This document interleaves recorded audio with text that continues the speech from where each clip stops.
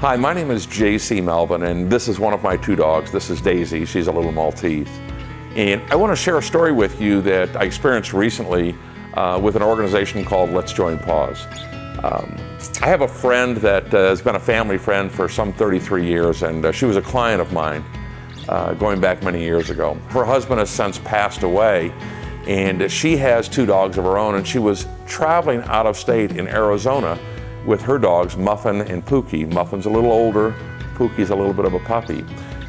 However, Barbara, my good friend, had a stroke while driving and was in a small accident, and as a result of that was taken by ambulance to the hospital, and the dogs were taken to the Humane Society in Arizona.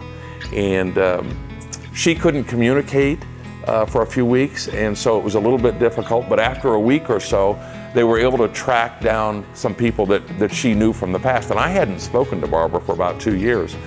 But they got in touch with us, and my gal and I went down to Arizona and visited Barbara in the hospital, and then went and actually picked up her dogs at the Humane Society and drove them back to Nevada, to Las Vegas.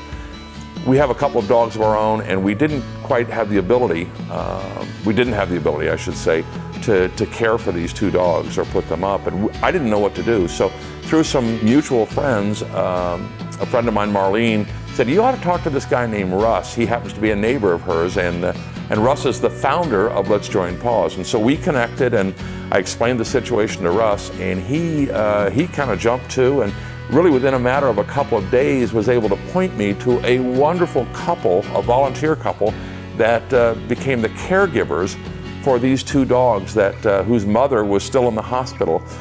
So if you're looking for an organization to care about or get involved in or give to, and you care for animals and dogs specifically, Let's Join Paws is a really wonderful organization.